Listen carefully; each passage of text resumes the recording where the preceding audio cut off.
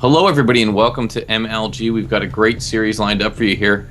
You're looking at none other than Kiwikaki spawning as the red Protoss, facing off against the Manor Zerg Liquid Sheth, spawning as the blue Zerg. I'm Tumba, co-casting with me for the series Darkenedlight. That's right, Tumba, and I have to say I am looking forward to the series for two reasons. One, PvZ, obviously always a fun matchup to observe and to cast, so I'm really looking forward to seeing what these two players opt to do in this matchup. And again, I'm really impressed with Kiwikaki so far in this tournament and look forward to seeing how he plays it out. Really impressing me after not so good performances at the last two MLGs. Of course, Kiwikaki recently making some news, playing poker, doing very well in the World Series of Poker. I can relate as being a professional poker player for a bit myself. Quite a bit of money, if I recall correctly. Coming out with about $50,000. I mean, that's pretty good. Not a bad cash, depending on how much has to do with his backers and everything else. But quite impressive. There is a major correlation for people that don't realize between poker and StarCraft. A lot of StarCraft 2 pros are very, very good at poker as well. So I know actually one of the best poker players, Elky. Okay, yeah. Yeah, he was actually a very good Brood War player, and of course made millions in poker. Just a poker phenom, brilliant player. But congratulations to Kiwikaki, of course. Hopefully, winning some of that money will allow him to relax a little bit and settle into some StarCraft, so we can see some great results. Clearly, at this last MLG, you don't want to spoil too much, but I'll say he's doing quite well. One of the best foreigners in attendance, I would even say. And that's showing, really getting back into practice, getting back into shape, and he's doing quite well so far, and I look forward to seeing more games out of him in the future. Looking at this game, though, it looks like Sheth will be going for a standard 14 pool into 14 hatch, but really early hatch, actually. You don't see that too often on this, so I'm just going to play it a little bit risky. Doesn't want to worry too much about any kind of cannon wall-ins. Well, you know what? We did watch Sheth. We actually got to cast Sheth vs. Boxer from Anaheim, and man, Sheth was able just to take the best that Boxer threw at him, proxy racks, the whole nine, and handled it so very smooth, so very sweet, just on the money. So I have to say that Sheth is right in going ahead and being confident enough to get this. Yeah, he's a very good CVP player. He's taken out a lot of Korean Protoss when he was playing over in the GSL, and really he's really confident, but I think Kiwikaki does stand a good chance against him just based on his performance lately. I look forward to seeing how they match up, though. I think that it will be a very close game. So Ling's making their way over now. Going to poke in here, see exactly what Kiwikaki's got going on. Of course, I affectionately call him Kiwikaki. Yeah, there's a million variations of the name Kiwikaki, and a lot of them are funnier than others, but it's always a good time. Looks like Sheth will poke in, possibly take the probe out. No, it looks like he'll be forced back. Nice pylon placement by Kiwikaki, killing a lot of Zerglings there as well. And I like this, using the probe there just as a buffer to make sure if he has to, he can build a building yet not fully walling off so you don't have to destroy anything. Also getting that second gateway down, making sure that he does not have to worry about any kind of early Zergling attacks. Going to be canceling that probably as the first one is close to finishing and dropping down a Cyber Core instead is what you typically see out of these high-level Protoss when they do the popular Forge Fast Expend build. Absolutely, you want to make sure, and actually no, he lets both complete. Oh yeah, which is surprising. Yeah, it is surprising. Probably going to be looking for some early Zealot pressure, I'd imagine. Yeah, that's gonna sort of delay the Cyber Core and the Wargate timing a little bit, to be honest, and which I guess is okay. Well, maybe we're seeing a new different build. Yeah, it's a very different build. I look forward to seeing how this plays out. Two early Zealots coming out, going to follow those up with some additional Zealots and looking to get a little bit of early pressure into the game after that Forge Fast Expand. I really like this play to Kiwikaki. I think early pressure is always a good thing to be doing, especially if you're expanding behind it like this.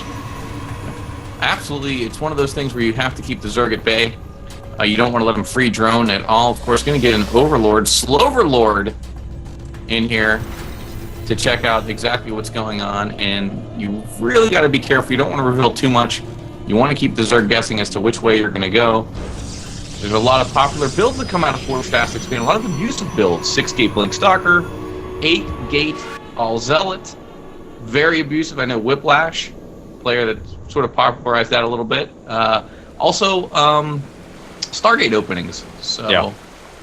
Looks like we're seeing a very early third base coming out of Sheth that was spotted by Kiwikaki. He was trying to get a pylon down, but Ling was able to spot the pylon, forcing a cancel out of Kiwikaki, and he will pull back for the moment. But really great map awareness out of Kiwikaki, now aware of the positioning of that third base, and we'll probably be looking to pressure that in the future.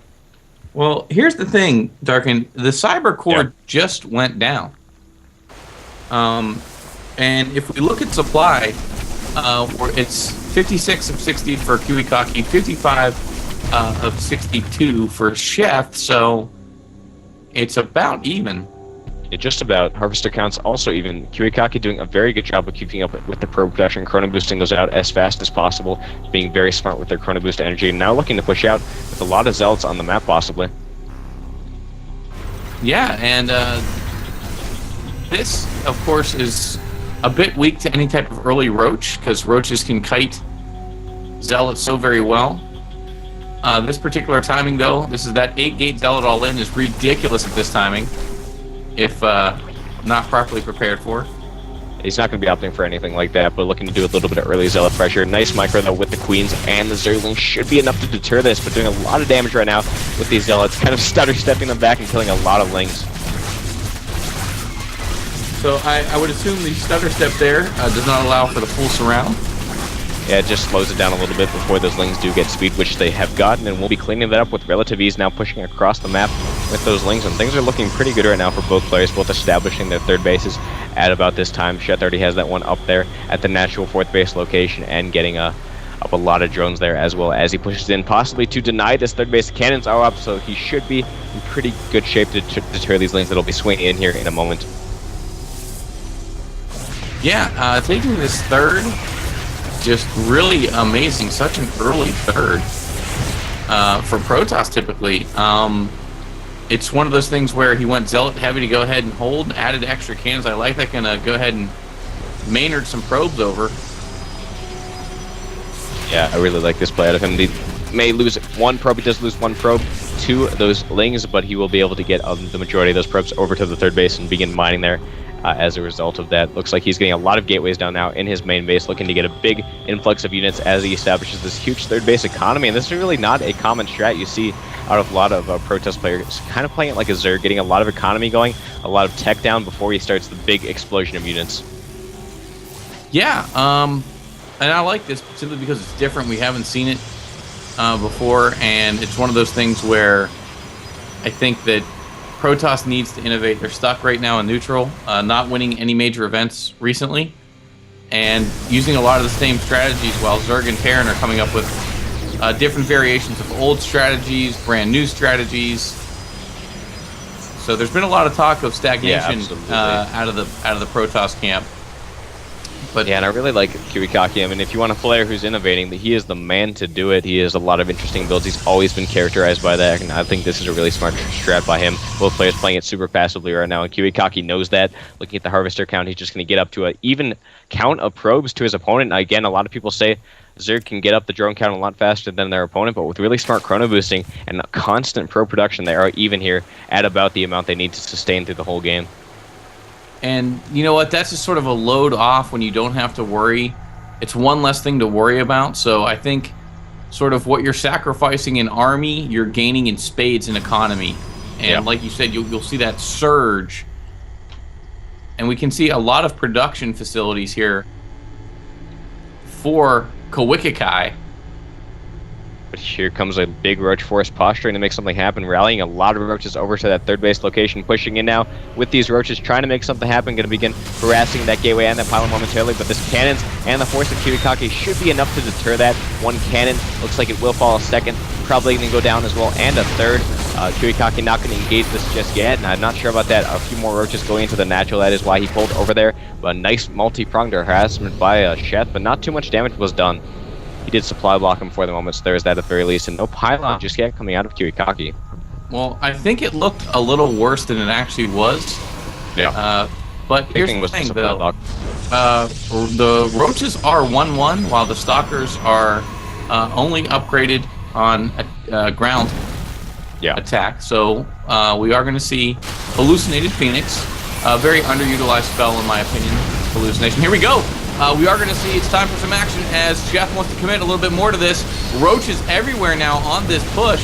Great force fields going down. Really nice force fields, yeah. Trapping a lot of those Roaches, they effectively have to go through little tunnels moving into the meat grinder that is these Stalkers. That one Immortal will fall to the Roaches on the left side. He is attacking from both angles. This may be close. Kiwikaki is in a bit of a hard position, but really smart Stalker control. Possibly going to force these back. Observer as well, going to prevent those Roaches from burrowing for any extended period of time.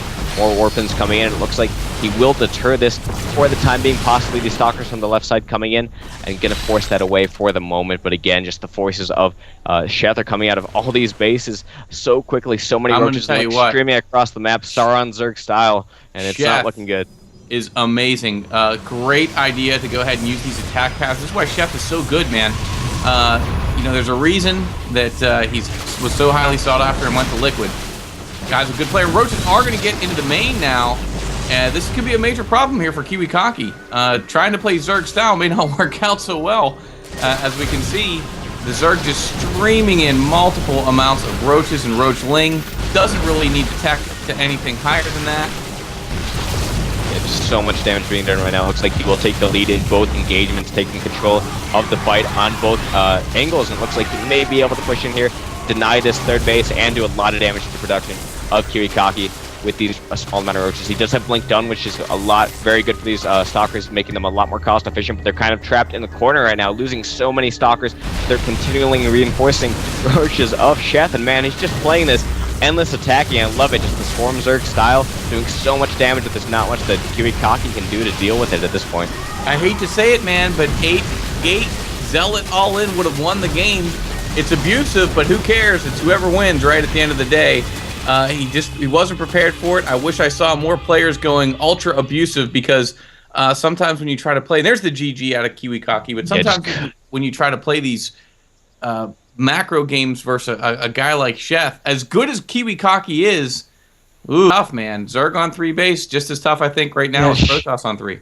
Yeah, Sheth, just constant reinforcement, almost perfect macro, keeping those Roaches and Lingings coming indefinitely, and he just did not have the tech he needed to deal with that. No Immortals, no Colossus, and you can't really fight that with just Stalkers and the Sentries unless you can deter it early on and ball up your units a bit. Just again, just endless attacks and battering away at the forces of Kiwikaki, and eventually he was able to break through, as you said, utilizing all those attack paths so well, forcing Kiwikaki to split his attention, and he eventually found the cracks in the armor and was able to take the win. So really impressive play out of Sheth. Impeccable macro and smart you know what? I'm probably going to send this game over to Idra, because I know he has his opinion on 3-base Protoss. So I'll make sure to hit him up on Twitter, send this over to him so he can review this, take a look at it, and I'm sure what you got to do, man. Love to get his opinion on this. But to be quite honest, Darkened, I think that Kiwikaki went for something a little bit different. Who can fault him for that, right? This is what we need to do. We need to innovate. I can't wait to get to the next game to see what's going on. Yeah, me neither. I look forward to it. Let's do it. Sheth played this one just awesome. Let's see what we have in the next one.